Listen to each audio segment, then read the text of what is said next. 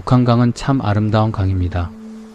아침마다 안개가 강 위에 살짝 깔리고 햇살이 들어오면 물빛이 은빛으로 반짝입니다. 저는 어릴 적부터 그 강을 보며 자랐어요. 서울로 올라와 30년을 살면서도 언젠가는 꼭 돌아가겠다고 마음속으로 다짐했어요. 그리고 62, 드디어 그 꿈을 이뤘습니다. 북한강이 내려다 보이는 펜션을 샀고 아내와 함께 강바람을 맞으며 아침 커피를 마셨어요. 그때는 정말 행복했습니다. 그런데 지금의 저는 그 강에 없습니다. 서울 변두리 작은 빌라에서 경비복을 입고 하루를 시작하고 있어요. 10억이 있었습니다. 6년 만에 거의 다 사라졌어요. 고향이 저를 배신한 게 아닙니다. 제가 추억을 너무 믿었던 거예요. 이건 그 이야기입니다. 사연 시작하기 전에 구독과 좋아요, 알림 설정 버튼 한번 눌러주세요. 평범한 사람들의 숨겨진 이야기를 매일 전해드리는 채널입니다. 제 이름은 박석준입니다. 올해로 69이 됐으니 벌써 그 일이 있은 지 7년이 지난 셈이네요. 지금 생각하면 참 어리석었다 싶지만 그때는 정말 그게 최선이라고 믿었습니다. 아니, 최선이 아니라 당연한 수순이라고 생각했어요. 이야기는 제가 62이 되던 해 2018년 봄으로 거슬러 올라갑니다. 저는 32살에 구청에 입사했습니다. 젊은 시절 딱히 내세울 것 없었던 저에게 공무원 시험은 인생의 전환점이었어요. 합격 통지서를 받던 날 어머니가 얼마나 좋아하셨는지 지금도 눈에 선합니다. 그날 이후로 저는 한눈 팔지 않고 그 자리를 지켰습니다. 지각 한 번, 결근 한 번 없이 꼬박 30년을 다녔으니까요. 민원실에서 시작해 총무과, 복지과를 거쳤고 마지막 10년은 지역개발팀에서 보냈습니다. 화려한 자리는 아니었지만 저는 제 일에 자부심이 있었어요. 서류 하나도 꼼꼼히 따지고 규정에서 벗어나는 일은 절대 하지 않는 스타일이었습니다. 동료들이 원칙주의자라고 불렀는데 그게 칭찬인지 핀잔인지 모를 때도 있었지만 저는 그 말이 싫지 않았어요. 그렇게 30년이 흘렀습니다. 퇴직식은 2018년 3월 말이었습니다. 구청 대회의실에서 열린 조촐한 자리였어요. 공로패를 받고 동료들이 박수를 쳐줬습니다. 오래 함께한 사람들의 얼굴을 보니 뭉클하기도 하고 이상하게 멍하기도 했어요. 30년이라는 시간이 그 짧은 박수 소리 안에 다 압축된 것 같은 기분이랄까요? 집에 돌아와 아내와 마주 앉아 저녁을 먹는데 갑자기 이런 생각이 들었습니다. 내일부터 나는 뭘 하지? 퇴직 준비를 아예 안 한 건 아니었어요. 연금 수령액도 확인해뒀고 건강보험 전환 서류도 미리 챙겨놨습니다. 그런데 정작 앞으로 어떻게 살 것인가에 대해서는 깊게 생각해 본 적이 없었어요. 공무원 생활이 너무 바빴다는 핑계를 대고 싶지만 사실은 그냥 막연히 퇴직하면 쉬어야지라는 생각만 했던 거죠. 아내가 물었습니다. 여보, 이제 어떻게 할 거예요? 저는 잠시 숟가락을 내려놓고 창밖을 바라봤습니다. 우리가 사는 송파구 아파트 창문 너머로 빌딩들이 빼곡히 들어서 있었어요. 저 너머로 저녁 노을이 지고 있었는데 어쩐지 그 풍경이 그날따라 낯설게 느껴졌습니다. 나도 모르겠어. 일단 좀 쉬어야지. 퇴직 후 처음 한 달은 그야말로 아무것도 하지 않았습니다. 늦잠도 자보고 낮에 동네 공원도 걸어보고 오랫동안 못 봤던 친구들도 만났어요. 그런데 이상하게도 마음이 편하지 않았습니다. 30년간 아침 6시에 일어나 출근하던 몸이 갑자기 주어진 자유를 어떻게 써야 할지 몰라 허둥대는 느낌이었어요. 동네 경로당을 기웃거려 봤지만 아직 그 나이가 된 것 같지 않아 어색했습니다. 문화센터 수강 신청도 알아봤지만 딱히 끌리는 것도 없었고요. 그러던 어느 날 저녁 술 한잔하자며 퇴직 동기 몇 명이 모였습니다. 오래된 단골 고깃집에서 삼겹살을 구우며 이런저런 이야기를 나누다가 한 친구가 물었습니다. 석준이, 너 퇴직하고 뭐 할 거야? 저도 모르게 이런 말이 튀어나왔습니다. 나는 고향 강촌으로 내려갈까 싶어. 말하고 나서 스스로도 놀랐어요. 그 순간까지 강촌으로 가겠다는 생각을 뚜렷하게 한 건 아니었거든요. 그런데 입 밖으로 나오고 나니 가슴 어딘가에 오래 묵혀두었던 생각이 불쑥 올라온 것 같았습니다. 강촌은 제 고향입니다. 강원도 춘천 근처 북한강이 흐르는 마을이에요. 어릴 적에 그 강에서 여름이면 친구들과 놀았죠. 서울로 올라온 뒤에도 명절에 부모님 뵈러 내려갈 때마다 북한강 물빛을 보는 것만으로도 가슴이 탁 트이는 기분이었어요. 부모님이 돌아가신 후로는 발길이 뜸해졌지만 그래도 강촌은 언제나 제 마음속 어딘가에 자리 잡고 있었습니다. 콘크리트 사이에서 30년을 버티게 해준 힘이 어쩌면 그 풍경이었는지도 몰라요. 강촌? 거기서 뭐하게? 친구가 물었습니다. 그냥 텃밭도 가꾸고 물 보면서 조용히 살고 싶어. 연금도 나오는데 그거면 충분하지 않겠어? 친구들이 웃었지만 저는 그 말을 하면서 마음이 묘하게 가벼워졌습니다. 그날 집에 돌아오는 길에 문득 생각했습니다. 그래, 나는 강촌으로 가야겠다. 아내에게 처음 이야기를 꺼낸 건 그로부터 며칠 후였습니다. 여보, 나 강촌 내려가서 살면 어떨까? 아내는 잠시 말이 없었어요. 아내는 서울 토박이었습니다. 결혼하고 나서 단 한 번도 서울을 떠나 산 적이 없었고 딸 둘도 모두 서울에 살고 있었습니다. 제 말이 얼마나 낯설게 들렸을지 지금은 짐작이 가지만 그때는 저도 제 설렘에 너무 들떠 있었던 것 같아요. 강촌에서 뭘 하세요? 텃밭만 가꾸다가 심심하지 않겠어요? 거기서 소일하며 조용히 사는 거지 뭐. 공기도 좋고 물도 좋고. 서울에서 이렇게 복잡하게 살 이유가 없잖아. 아내는 그 자리에서 반대도 찬성도 하지 않았습니다. 다만 한번 내려가 봐요. 직접 보고 나서 얘기해요 라고만 했습니다. 그 말이 허락처럼 들렸습니다. 그 다음 주 주말 저는 혼자 강촌행 기차를 탔습니다. 오랜만에 보는 고향이었습니다. 경춘선을 타고 창밖을 바라보는데 북한강이 보이기 시작하는 순간 가슴이 이상하게 두근거렸어요. 60이 넘은 나이에 이런 설렘을 느낄 줄은 몰랐습니다. 강촌역에 내리니 봄 햇살이 강물 위에 쏟아지고 있었어요. 강바람이 살짝 차가웠지만 상쾌했습니다. 서울의 매연 냄새 대신 흙 내음과 물 냄새가 났어요. 저는 한참 동안 강변을 걸었습니다. 여기서 살면 되겠다. 마음이 그렇게 말하고 있었습니다. 텃밭을 가꾸고 강변을 산책하고 아내와 함께 조용히 저녁을 먹는 노후. 그 그림이 그날따라 선명하게 떠올랐습니다. 그동안 쉬지 못하고 달려온 몸이 드디어 쉬어도 된다고 말하는 것 같았어요. 그날 저는 강촌에서 내려오는 기차 안에서 결심했습니다. 그래, 여기서 살자. 남은 인생은 이 강 곁에서 보내자. 아직 아무것도 구체적으로 정해진 건 없었습니다. 어디서 살지도 무엇을 할지도. 하지만 그때의 저는 그 설렘 하나만으로 충분했습니다. 그게 시작이었습니다. 강촌에서 돌아온 뒤로 제 머릿속은 온통 그 생각뿐이었습니다. 텃밭을 가꾸며 조용히 살겠다던 처음 생각이 어느 순간부터 조금씩 달라지기 시작했어요. 강변을 걷다 보면 곳곳에 펜션 간판이 눈에 들어왔고 주말마다 관광객들이 북적이는 모습을 보면서 자연스럽게 이런 생각이 들었습니다. 그냥 살기만 하면 아깝지 않나? 뭔가를 해야지. 연금이 나온다고 해도 서울 생활에 익숙해진 몸이 아무것도 하지 않고 지내는 게 오히려 불안하게 느껴지기도 했어요. 그리고 솔직히 말하면 30년 공직 생활을 마친 사람으로서 무언가를 이루고 싶다는 욕심도 있었습니다. 그냥 강가에 앉아 세월만 보내는 노인이 아니라 내 손으로 뭔가를 만들어가는 노후를 꿈꿨던 거죠.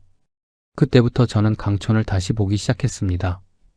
그해 봄부터 여름까지 저는 강촌을 4~5번 더 내려갔습니다. 갈 때마다 강변을 걷고 동네 구석구석을 돌아다니며 이것저것 눈에 담았어요. 마침 여름이 가까워지면서 관광객이 하나둘 늘어나기 시작했습니다. 주말이면 북한강변 주차장이 꽉 찼고 카페마다 사람들이 줄을 섰어요. 래프팅 업체 앞에는 젊은이들이 장사진을 이루고 있었습니다. 역시 여름 강촌은 다르구나. 저는 그 풍경을 보며 마음속으로 고개를 끄덕였습니다. 공무원 시절 습관대로 자료도 찾아봤어요. 강촌 관광객 통계, 경춘선 이용객 수, 수치들을 늘어놓고 보니 나름대로 그림이 그려졌습니다. 저는 그 데이터들을 엑셀에 정리해서 수익 예상표까지 만들었어요. 서류를 다뤄온 사람답게 꽤 그럴듯한 표가 완성됐습니다. 제 계산기로는 그랬습니다. 연금에 펜션 수익까지 더하면 한 달에 1,000만 원은 우스워 보였죠. 서울에서 살 때보다 훨씬 풍족한 황금빛 노후가 눈앞에 있는 것 같았습니다. 그런데 지금 돌이켜보면 제가 찾아본 자료들은 대부분 오래된 것들이었어요. 강촌 전성기였던 10년, 15년 전 통계를 지금 현실인 양 들여다보고 있었던 거죠. 그땐 그게 문제인지 몰랐습니다. 그러던 어느 날 강촌 인근 부동산을 처음으로 들어갔습니다. 딱히 살 생각이 있었던 건 아니고 그냥 시세가 어떤지 한번 알아보려는 마음이었어요. 중개인은 50대 중반쯤 돼 보이는 남자였는데 저를 보자마자 반갑게 맞아주었습니다. 이런저런 이야기를 나누다가 제가 퇴직 공무원이라고 하니 그분이 눈을 반짝이며 말했습니다. 아, 선생님 같은 분들이 여기 오시면 딱이에요. 연금 받으시면서 펜션 하나 운영하시면 노후 걱정이 없죠.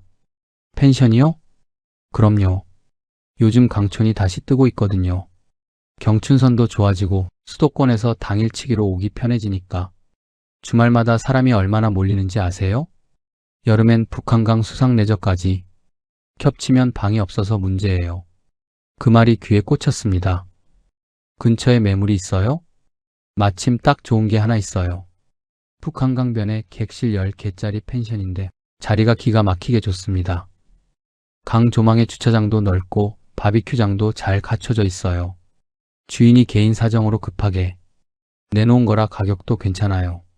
그날 이후로 저는 그 펜션을 3번 더 보러 갔습니다. 갈 때마다 북한강이 내려다 보이는 전망에 마음이 흔들렸어요. 주변 환경도 마음에 들었고 객실 상태도 나쁘지 않았습니다. 중개인은 만날 때마다 밝은 이야기만 했어요. 여름 2달만 잘 버텨도 1년 운영비가 나온다고들 하더라고요. 주말엔 예약이 꽉 차서 당일치기로 온 손님을 돌려보내는 날도 있대요. 펜션 수입까지 더하면 선생님 노후는 탄탄대로 아니겠어요? 지금 생각하면 그분은 매물을 팔아야 하는 사람이었으니 좋은 말만 했던 게 당연합니다. 하지만 그때의 저는 듣고 싶은 말을 해주는 사람의 말을 더 믿고 싶었던 것 같아요. 주변에서 만류하는 목소리도 있었습니다. 오래된 친구 하나가 밥을 먹다가 걱정스러운 얼굴로 말했습니다. 석준아, 강촌이 예전 같지 않다더라. 요즘 젊은 애들이 국내 여행을 가냐? 해외여행이 더 싸다고 그쪽으로 다 간다던데. 또 다른 친구는 이렇게 말하기도 했어요. 펜션이 쉬운 게 아니야. 몸으로 하는 일이고 비수기엔 팔이 날린다고 하더라고. 하지만 저는 그 말들이 크게 와닿지 않았습니다. 저는 직접 발로 뛰며 알아본 사람이었고 숫자로 분석표까지 만들어둔 사람이었으니까요.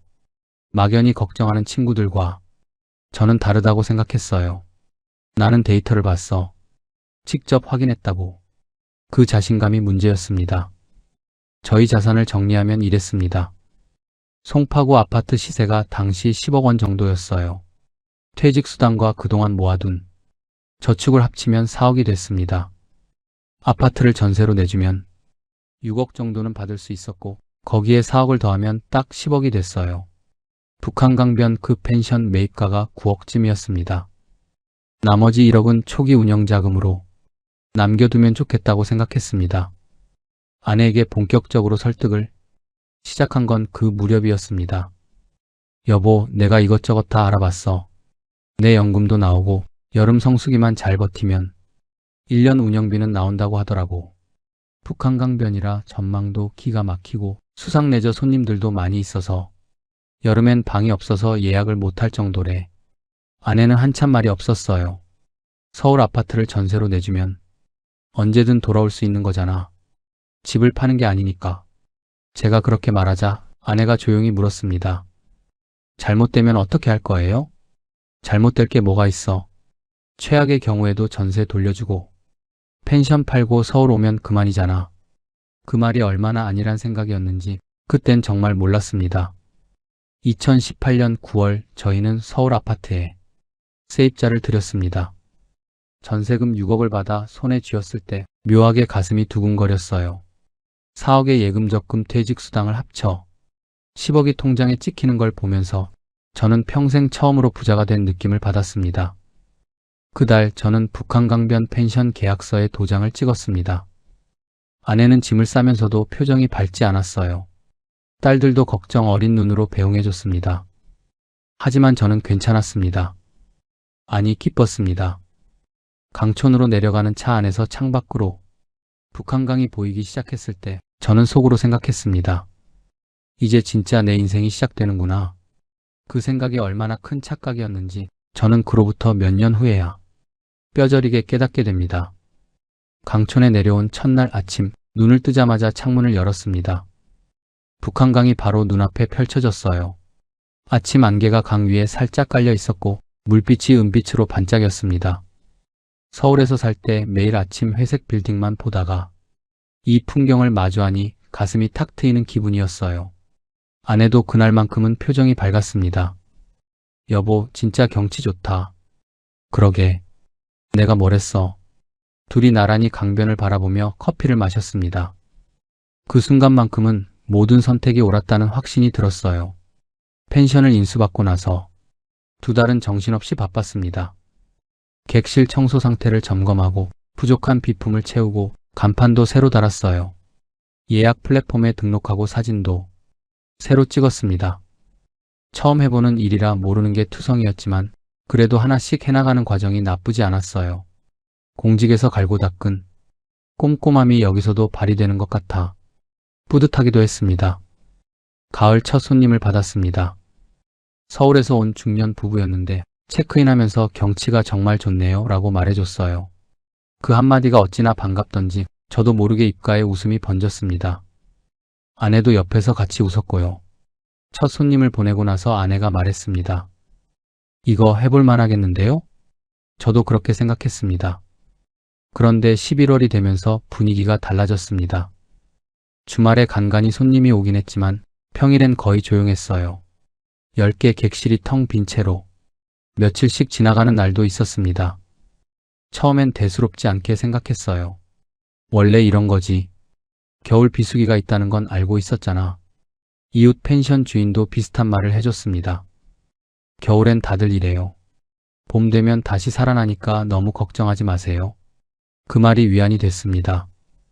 연금이 꼬박꼬박 나오고 있었고 당장 생활이 어려운 건 아니었으니까요. 저는 비수기를 버티는 것도 운영의 일부라고 생각하며 마음을 다잡았습니다. 그렇게 겨울이 지나고 봄이 왔습니다. 봄부터 슬슬 예약이 들어오기 시작했습니다. 주말 객실이 하나둘 채워지고 5월엔 가족 단위 손님들이 제법 됐어요. 아내도 다시 활기를 찾았고 저도 덩달아 기분이 좋아졌습니다. 그리고 여름이 왔습니다. 첫 번째 성수기였어요. 7월에 접어들면서 예약이 폭발적으로 들어오기 시작했습니다. 주말은 말할 것도 없고 평일에도 예약이 채워졌어요. 북한강변 래프팅 업체와 수상스키장. 덕분에 수상레저를 즐기러 온 젊은 손님들이 물밀듯이 몰려들었습니다. 래프팅을 마친 젊은이들이 때로 몰려와 바비큐를 굽고 밤늦게까지 웃고 떠드는 소리가 펜션을 가득 채웠어요. 10개 객실이 모두 꽉 찬 날이 이어졌습니다. 아내는 연일 침구를 빨고 객실을 정리하느라 눈코 뜰 새 없이 바빴지만 표정만큼은 환했어요. 저도 마찬가지였습니다. 아침부터 저녁까지 몸은 고됐지만 예약 장부를 펼쳐볼 때마다 뿌듯함이 밀려왔습니다. 어느 저녁 손님들이 바비큐를 굽는 냄새가 진동하는 야외 테이블 곁을 지나다가 아내가 조용히 말했습니다. 여보, 서울에서 평생 일했는데 이런 삶이 있는 줄 몰랐네요. 저도 고개를 끄덕이며 말했습니다. 서울 아파트 전세 주길 잘했지? 연금의 수입까지 더하면 우리 노후는 탄탄대로야. 그때는 진심으로 그렇게 믿었습니다. 그런데 8월이 끝나고 나서 저는 처음으로 숫자 앞에서 멈칫했습니다. 성수기 2달 동안 열심히 일했으니 기대했던 수익이 들어왔을 거라 생각했어요. 그런데 예약 플랫폼에서 정산 내역서가 날아왔는데 숫자가 생각보다 적었습니다. 플랫폼 수수료가 빠져나간 거야 알고 있었지만 막상 실제로 떼고 나니 꽤 크더라고요. 거기에 카드 수수료, 광고비까지 더해지니 손님이 낸 금액에서 적지 않은 부분이 이미 사라져 있었습니다. 그래도 2달 장사했으니 괜찮겠지. 그렇게 넘겼습니다. 전기요금 고지서가 왔을 때도 잠깐 눈썹이 올라갔어요. 손님이 꽉 찬 여름 2달 동안 에어컨을 풀가동하고 전기세까지 상당했습니다. 인건비, 소모품 교체비까지. 더하니 비용이 생각보다 많이 나갔어요. 그래도 그땐 크게 걱정하지 않았습니다. 성수기니까 비용도 많이 나오는 거지. 겨울에 조용하면 지출도 줄겠지. 스스로를 그렇게 달랬습니다. 하지만 그 생각도 곧 틀렸다는 걸 알게 됩니다. 손님이 없어도 관리비와 보험료, 세금은 꼬박꼬박 나갔으니까요. 비수기의 비용이 줄어드는 건 전기세 정도였습니다. 그해 연말 1년치 수입과 지출을 정리해 봤습니다. 처음 엑셀로 짜놓은 예상 수익의 절반을 조금 넘는 수준이었어요. 첫 해니까 그럴 수도 있지. 내년엔 더 잘 알고 하면 나아지겠지. 저는 그 숫자를 서랍 속에 넣어버리고 다시 봄을 기다렸습니다. 그 서랍을 다시 열었을 땐 이미 돌이키기 어려운 상황이 된 후였습니다. 여름이 끝날 무렵부터 뭔가 이상하다는 느낌이 왔습니다. 작년 이맘때와 비교해보면 분명히 달랐어요. 예약이 들어오긴 하는데 작년처럼 주말이 순식간에 꽉 차는 일이 없었습니다. 올해는 날씨가 안 좋아서 그런가? 휴가철이 짧아진 건가? 이런저런 이유를 갖다 붙였지만 속으로는 알고 있었습니다. 작년과 뭔가 다르다는 것을요.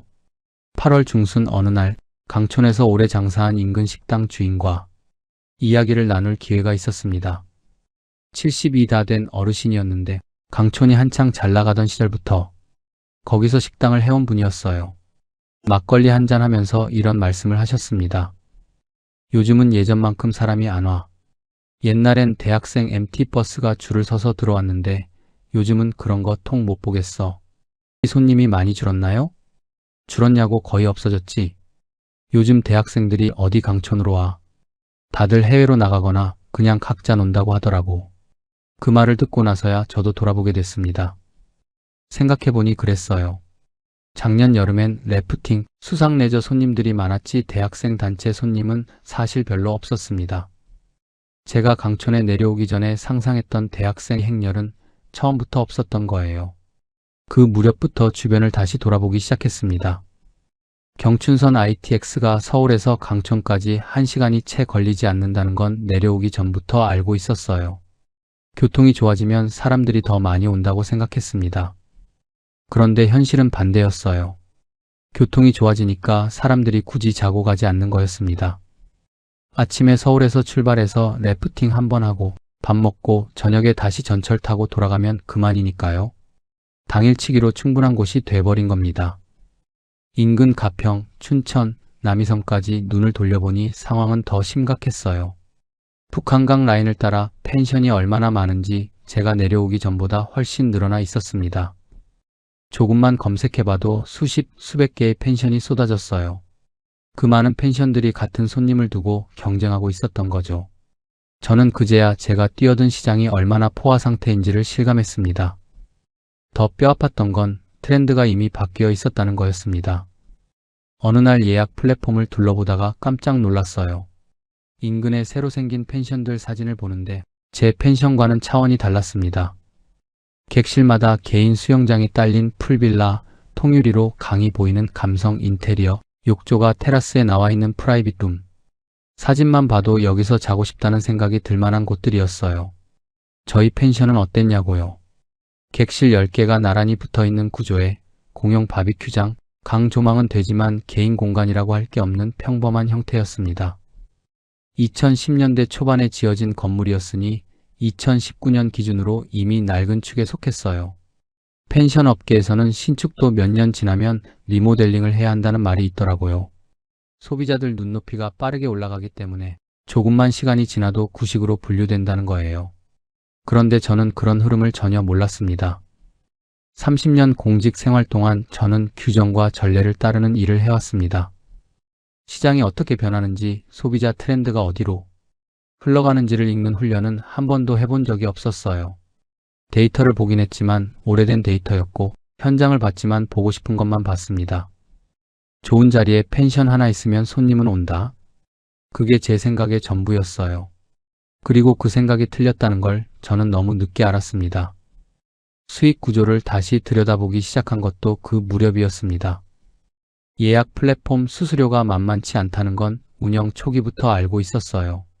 그런데 막상 계산해보니 손님이 낸 금액에서 플랫폼 수수료에 카드 수수료, 플랫폼 내 광고비까지 빠지고 나면 실제로 손에 쥐는 돈이 생각보다 훨씬 적었습니다. 그렇다고 플랫폼을 안 쓸 수도 없었어요.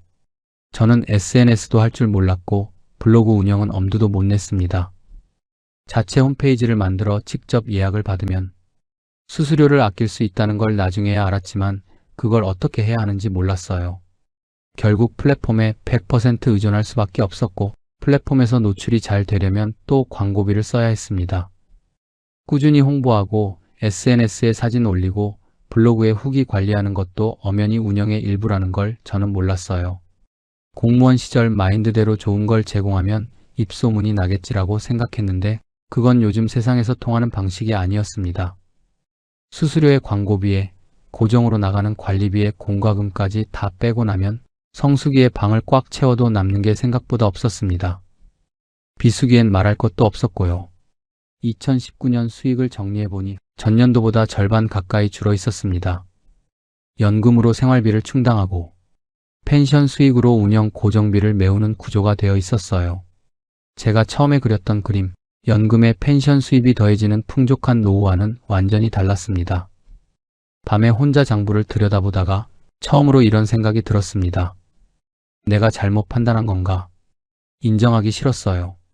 30년간 꼼꼼하게 살아온 사람이 발품까지 팔아서 결정한 일이었으니까요. 그런데 숫자는 거짓말을 하지 않았습니다. 아내에게는 내색하지 않으려 했습니다. 올해는 날씨가 좀 안 좋았어. 내년엔 더 잘 될 거야. 아내는 말없이 고개를 끄덕였습니다. 아내도 알고 있었을 거예요. 하지만 그날 밤 우리 둘 다 그 이야기를 더 이상 꺼내지 않았습니다. 그 침묵이 지금 생각하면 가장 아팠습니다. 2020년 봄이 오면 나아지겠지 라고 생각했습니다. 2019년 하반기가 힘들었어도 봄이 되면 다시 예약이 들어오고 여름 성수기가 버텨줄 거라는 기대가 있었어요. 실제로 2020년 3월까지는 그래도 주말 예약이 조금씩 들어오고 있었습니다. 그런데 그해 봄 세상이 멈췄습니다. 코로나19가 터지면서 처음엔 저도 잠깐이겠지라고 생각했어요. 한두 달 지나면 괜찮아질 거라 봤습니다. 그런데 봄이 지나고 여름이 와도 상황은 나아지지 않았어요. 정부에서 5인 이상 집합 금지 조치가 내려졌을 때 저는 그 말의 무게를 바로 실감했습니다. 단체 펜션의 5인 이상 집합 금지는 사형 선고나 다름없었어요. 가족 단위 소규모 손님이야 가끔 오긴 했지만 저희 펜션처럼 단체 손님을 받는 구조로 운영되던 곳엔 치명적이었습니다.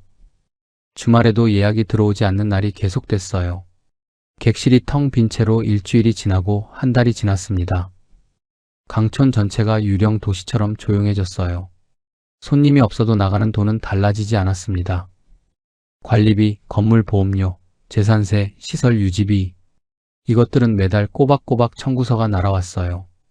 여름에 에어컨을 안 돌리니 전기세야 좀 줄었지만 그 외 고정 지출은 손님이 있든 없든 그대로였습니다. 연금이 그 비용을 메우기 시작했습니다. 처음엔 조금씩이었어요. 펜션 수익이 거의 없으니 연금에서 조금 가져다 쓰는 정도였습니다. 그런데 그게 한 달, 두 달, 석 달이 쌓이기 시작했어요.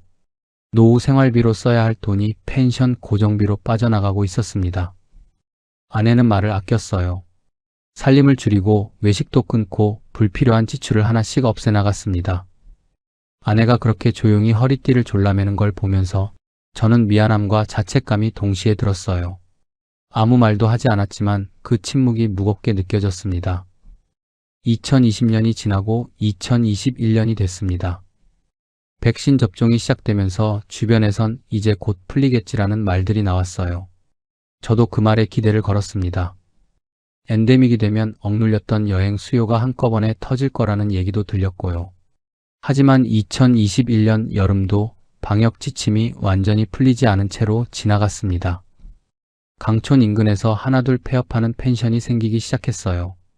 오래 버텨온 식당도 문을 닫는 곳이 나왔습니다. 강촌 상권이 흔들리는 게 눈에 보였어요. 그해 가을 저는 처음으로 은행을 찾아갔습니다. 평생 남에게 아쉬운 소리 한 번 해본 적 없는 사람이었어요. 30년 공직 생활 동안 빚 한 번 져본 적 없이 살아왔습니다. 그런데 그날 은행 창구 앞에 앉으니 이상하게 몸이 작아지는 느낌이었어요. 대출 상담을 받으면서 자꾸만 손이 떨렸습니다. 소규모 대출을 실행했습니다. 당장 급한 불을 끄는 데는 도움이 됐지만 이자가 또 매달 나가는 고정 지출로 쌓였어요. 버티기 위해 빚을 냈는데 그 빚이 다시 저를 옥죄는 구조가 됐습니다. 2022년이 됐습니다. 그해 봄 마침내 거리두기가 해제됐습니다. 오랜만에 강촌에 사람들이 조금씩 돌아오기 시작했어요. 주말에 예약이 들어오고 여름엔 오랜만에 북한 강변에 활기가 돌았습니다. 저는 그 모습을 보며 속으로 안도했어요. 이제 다시 시작이다. 그런데 막상 뚜껑을 열어보니 기대만큼이 아니었습니다. 손님들이 돌아오긴 했지만 예약이 몰리는 곳은 따로 있었어요. 새로 생긴 풀빌라나 감성 인테리어 펜션들의 예약이 집중됐습니다. 코로나 기간 동안 투자를 해서 리모델링을 마친 곳들이 손님을 끌어가고 있었어요. 저희 펜션은 코로나 3년 동안 버티기만 했습니다. 수익이 없으니 리모델링은 꿈도 못 꿨고 시설은 그대로 낡아갔어요. 엔데믹이 되면 다시 살아날 거라 믿었는데 시장은 이미 저희 펜션을 기다려주지 않고 앞으로 나아가 있었습니다. 3년 동안 무슨 일이 있었는지 지금도 생생합니다. 연금으로 고정비를 메우고 대출 이자를 내고 살림을 줄이고 또 버티고 그 반복이었어요. 아내와 싸운 적도 없었지만 그렇다고 예전처럼 함께 웃는 날도 많지 않았습니다. 둘 다 말을 아끼게 됐어요. 가끔 밤에 혼자 앉아서 생각했습니다. 이게 내가 꿈꾸던 노후인가? 북한강은 여전히 아름다웠어요. 아침마다 강물이 반짝이는 건 변함이 없었습니다. 그런데 그 풍경이 더 이상 위안이 되지 않았어요. 오히려 아름다운 강을 보며 씁쓸한 마음이 드는 날이 많아졌습니다. 열심히만 하면 된다고 믿었습니다. 꼼꼼하게 준비했으니 괜찮을 거라고 생각했어요. 그런데 시장은 열심히 하는 사람 편이 아니었습니다. 준비를 많이 했다고 봐주는 곳도 아니었어요.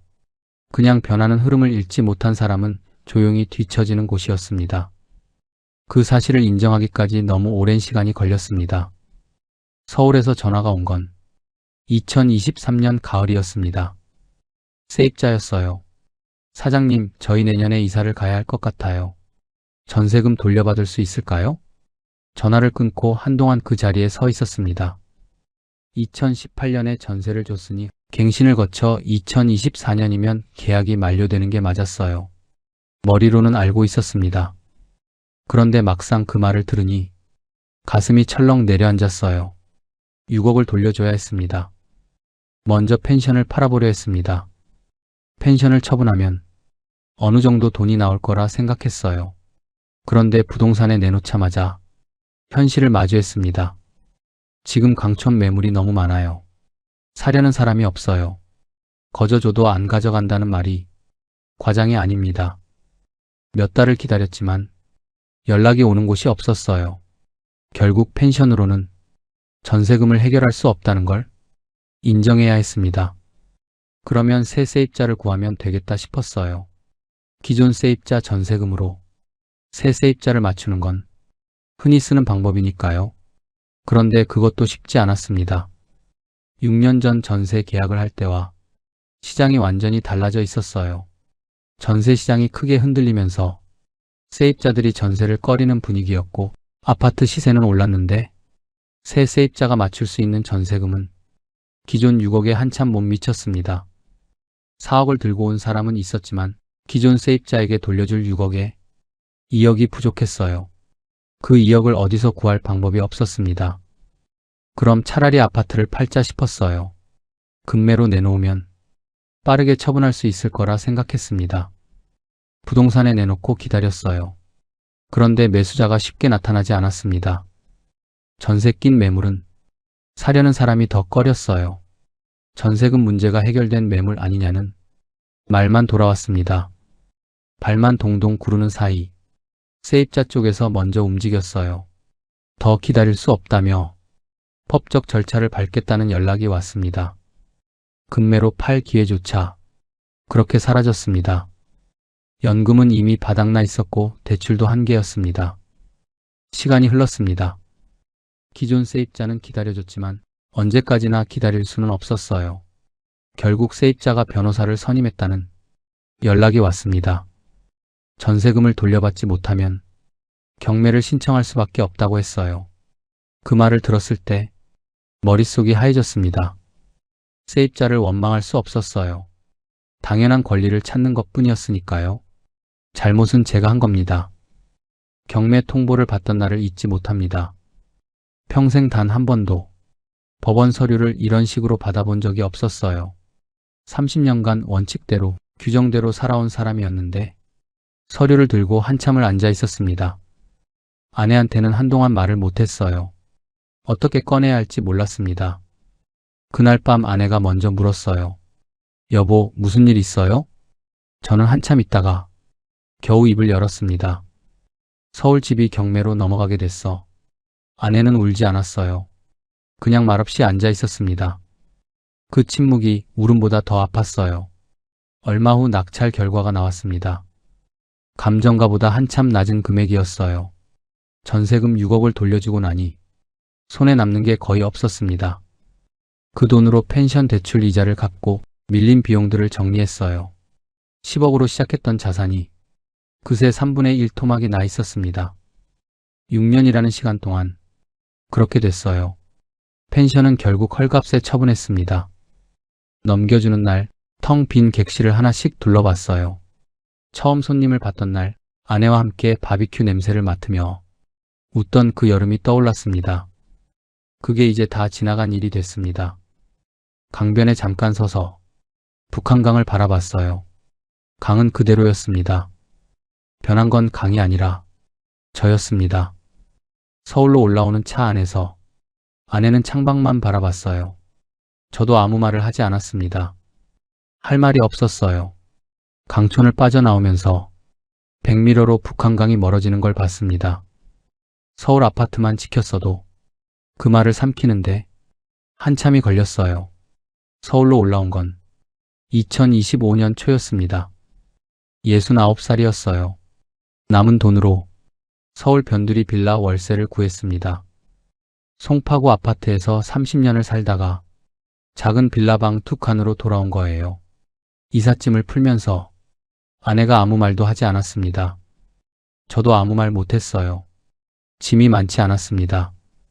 강촌에서 살림을 많이 줄인 탓도 있었지만 어쩐지 그게 지금 우리 처지 같아서 더 쓸쓸했어요. 서울에 올라오고 나서 한동안은 그냥 멍하게 지냈습니다. 아침에 일어나도 딱히 할 일이 없었어요. 강촌에서는 그래도 펜션을 돌보며 몸이라도 바빴는데 서울에 오니 그 바쁨마저 사라졌습니다. 멍하니 앉아있다 보면 괜히 강촌 생각이 났어요. 후회를 곱씹는 것도 한두 번이지 그게 매일 반복되니 스스로가 한심하게 느껴지기도 했습니다. 지인 소개로 일자리가 생긴 건 그 무렵이었어요. 아파트 경비일이었습니다. 처음엔 선뜻 손이 가지 않았어요. 30년 공직을 마친 사람이 경비복을 입는다는 게 자존심이 허락하지 않는 것 같았습니다. 며칠을 망설였어요. 그러다 아내 얼굴을 봤습니다.